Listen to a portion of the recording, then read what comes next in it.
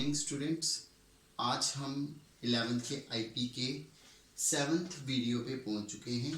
Last 6.3 video पे हमने किया था स्टोरेज डिवाइसेस के बारे में और मेमोरी के यूनिट्स के बारे में। तो आज हमारा टॉपिक रहेगा हार्डवेयर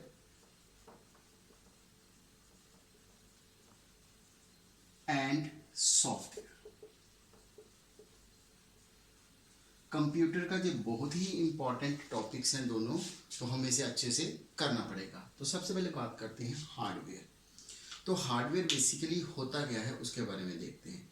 हमने कीबोर्ड को टच कर लिया, माउस को टच कर लिया, हमने एलसीडी, टीएफटी या कोई भी स्क्रीन है उसे टच कर लिया। हम अगर कैबिनेट को खोलते हैं, सीपीयू को, वहाँ बहुत सारी वायर्स होती हैं जिन्हें बसेस भी बोला जाता है, कनेक्टिंग केबल भी बोला जाता है, उनको भी टच कर लेते हैं। लेकिन स्क्रीन पे जो इमेज बनती है हम उसे टच नहीं कर सकते। बेसिकली हम उसे टच करने की कोशिश करते हैं, we are touching the screen not the image. तो हम क्या कह सकते हैं, हार्डवेयर क्या है और सॉफ्टवेयर क्या है। तो हार्डवेयर को हम कहते हैं it is the physically touchable components of the computers.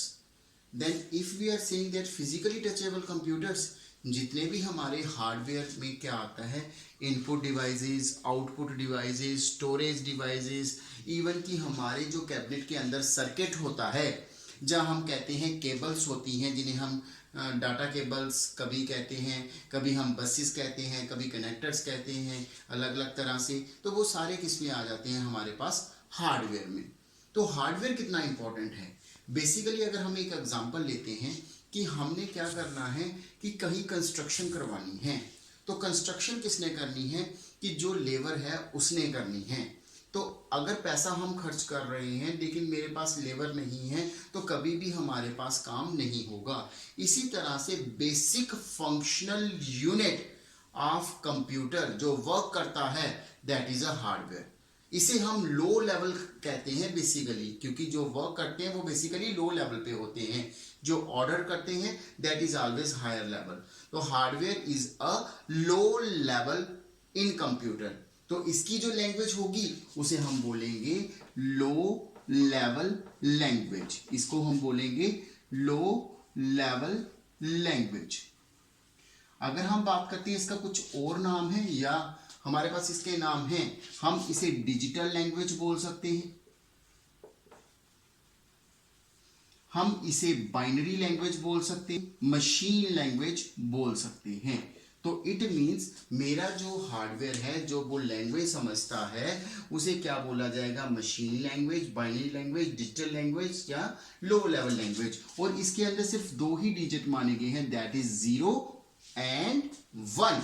कितने डिजिट माने गए हैं, 0 और 1।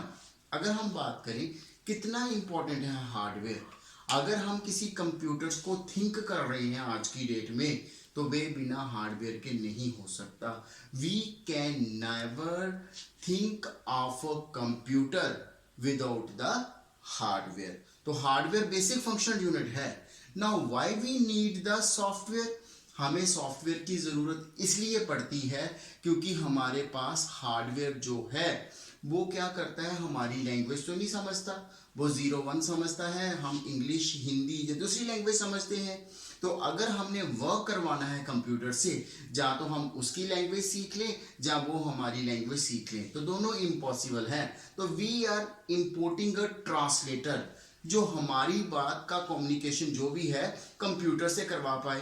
कंप्यूटर रिजल्ट कैलकुलेट करेगा और उसका रिजल्ट फिर हमें वापस बाउंस बैक मिले।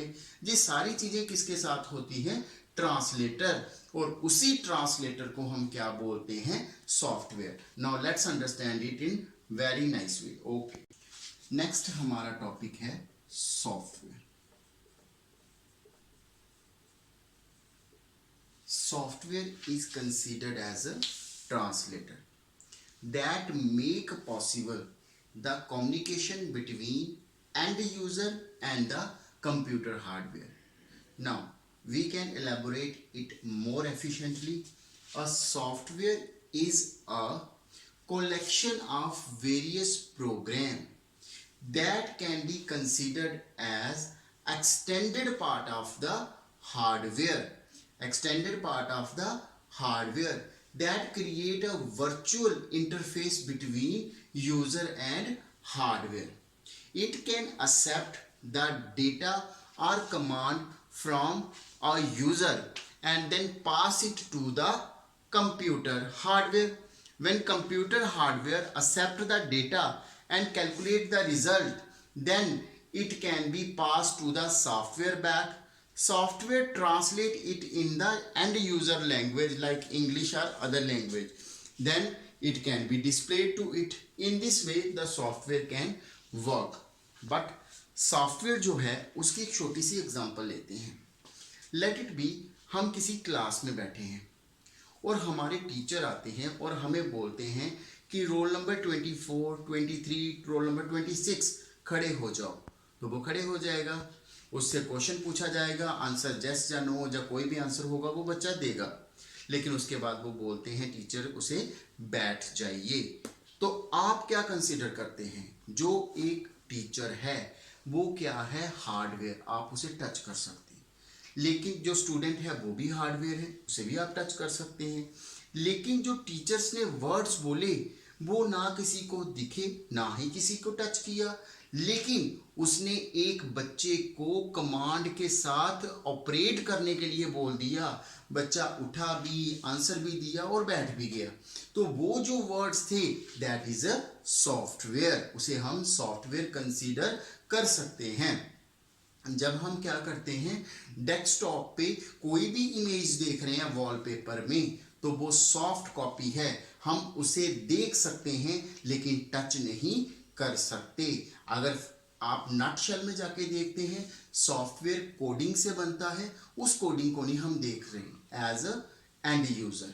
जब हम यूज कर रहे हैं, जैसे हम गेम खेलते हैं मोबाइल में, तो उसकी कोडिंग नहीं दिखती है हमें, तो it is always hidden from the user. अब हम देखते हैं इसकी टाइप्स कौन कौन सी.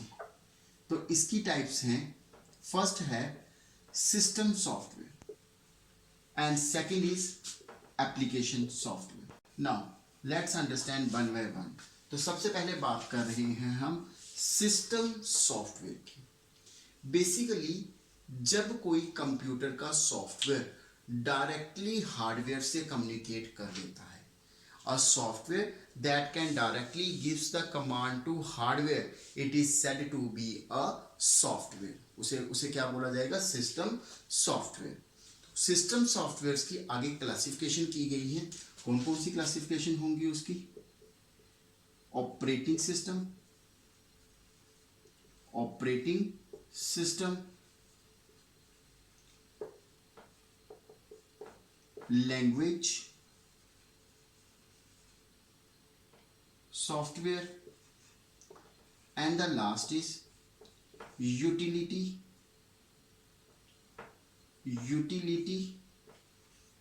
software. Now let's understand what is an operating system. एक ऐसा कंप्यूटर का सॉफ्टवेयर जिसके बिना कंप्यूटर वर्क करने के लिए कभी भी कैपेबल नहीं है. अगर मेरे पास एंड्रॉयड फोन है तो उसमें मैं अपना कैलकुलेटर यूज कर सकता हूँ, गेम यूज कर सकता हूँ, मैं कॉलिंग कर सकता हूँ, मैसेज टाइप कर सकता हूँ. लेकिन कंडीशन एक है कि एंड्रॉयड ऑन होना चाहिए. If Android is not in on condition I cannot use anything. It means जो मेरा एंड्रॉयड है वो क्या होगा? System software. सिमिलरली जो हमारे पास क्या होगा? विंडोज, जितनी भी विंडोज आपने देखी हुई हैं उनको क्या बोला जाता है? That are also operating system. है तो सिस्टम सॉफ्टवेयर की टाइप हम बोल सकते हैं, लेकिन ये कैरेक्टराइज किया गया है ऑपरेटिंग सिस्टम में. तो हमारे पास ऑपरेटिंग सिस्टम क्या होगा? The supreme software of the computer without which a computer can never start is said to be a operating system. तो अगर हम ऑपरेटिंग सिस्टम की बात करते हैं, it is further classified into two types, GUI and CUI. Let's understand what is GUI and what is a CUI. GUI graphical user interface. Next, character user interface. Let's जी, graphical user क्या है और character user क्या है? एक ऐसा software जिसमें black colour की स्क्रीन दिखती है, बेसिकली कलर चेंज भी कर सकते हैं, उसमें ऐसा कुछ लिखा गया है, you need to type the command, उस पर कमांड टाइप करनी है, उसका रिजल्ट मिलेगा। And if you can you don't know the command, you can not use the any pointing device like mouse.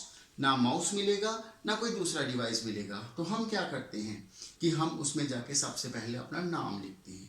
जैसे ही नाम लिखेंगे और एंटर मारेंगे तो there will be an error message, there is a no such command internal और external, it will show that. तो अगर ये चीज़ बोलते हैं तो ये सॉफ्टवेयर बहुत ही क्या है, हमारे पास कमांड लाइन सॉफ्टवेयर है, थोड़ा सा टफ है क्योंकि इसे बिना सीखे आप काम नहीं कर सकते। एक छोटी सी एग्जांपल लेते हैं कि अगर मेरे को फोल्डर बनाना है तो मेरे को कमांड लिखनी पड़ेगी MDA एंड देन एंटर की। जब मैं MDA लिखूंगा, इसका फुल फॉर्म है मेक डायरेक्टरी, मतलब फोल्डर, तभी कमांड बनेगी, अदरवाइज नहीं। तो अगर मेरे को ये कमांड ही नहीं पता तो मैं फोल्डर कभी नहीं बना सकता। लेकिन इसकी एक बात है, it is a fastest operating system.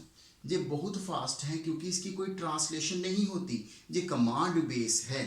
तो लेकिन इसे करना थोड़ा सा मुश्किल है, ये यूजर फ्रेंडली है। अज्यूम करके देखिए, आप एक डार्क रूम में हैं जहां पे बिल्कुल भी लाइट का सोर्स नहीं है, आपकी फैसिलिटी की हर चीज़ है।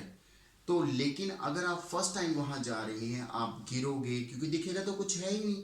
इसका मीनिंग है कि आपकी हेल्प करने के लिए कोई नहीं है। 1 दिन, 2 दिन, 4 दिन, 1 वीक के बाद आप फैमिलियर हो जाओगे इस रूम के इन्वायरमेंट से। जो चीज़ चाहिए होगी आप वहाँ से जाके ले सकते हैं।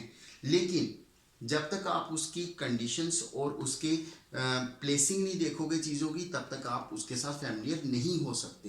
तो यही बात है, जब तक आप इसकी कमांड लर्न नहीं करोगे तब तक आप आगे मूव नहीं करते हैं। तो let's understand one more concept. अगर मेरे पास वो जो ब्लैक रूम है, डार्क रूम, उसके अंदर मैं एक छोटी सी विंडो बना दूं, अगर मेरे को किसी चीज़ का पता नहीं चल रहा, मैं विंडो से अपनी गर्दन बाहर निकालूं और किसी से भी चलते हुए इंसान से पूछ लूं, तो then what will happen? Surely I will get the help, मेरे को हेल्प मिलेगी। इसीलिए GUI को बोला गया है Windows. Basically they can help us in a different way. हम जहाँ पे माउस यूज़ कर सकते हैं, हम जहाँ पे बहुत अच्छे तरीके से ड्राइंग और बहुत सारी टर्म्स यूज़ कर सकते हैं, लेकिन CUI में ऐसा नहीं हो सकता। लेकिन ये पावरफुल ऑपरेटिंग सिस्टम नहीं है। क्यों? It is not command based, it is a event handler, जहाँ इवेंट काज किए जाते हैं। What is a event? Event होता है बेटा कि जैसे मैं क्लिक कर दूं, इवेंट हो गया, मैंने डबल क्लिक किया, दूसरा इवेंट हो गया। अगर मैं माउस का लेफ्ट बटन प्रेस करके माउस को आगे पीछे मूव कर रहा हूं, then it is a mouse drag movement. अगर मैं माउस का कोई बटन प्रेस नहीं कर रहा, सिर्फ उसको हिलाए जा रहा हूं, then it is said to be a mouse move event. इसी तरह से बहुत सारे इवेंट्स हैं। आपने देखा होगा जब आप राइट क्लिक करते हैं डेस्कटॉप की स्क्रीन पे तो एक मेन्यू खुलता है, तो इसका मीनिंग है कमांड एग्जीक्यूट नहीं हुई है, इवेंट हैंडल हुआ है। वो कह रहा है आप बताओ करना क्या है आगे। आप न्यू फोल्डर बनाना चाहते हैं, रिफ्रेश करना चाहते हैं, ऑटो अरेंज आइकन करना चाहते हैं, कुछ भी कर सकते हैं। तो इसका मीनिंग है कि GUI यूजर फ्रेंडली है।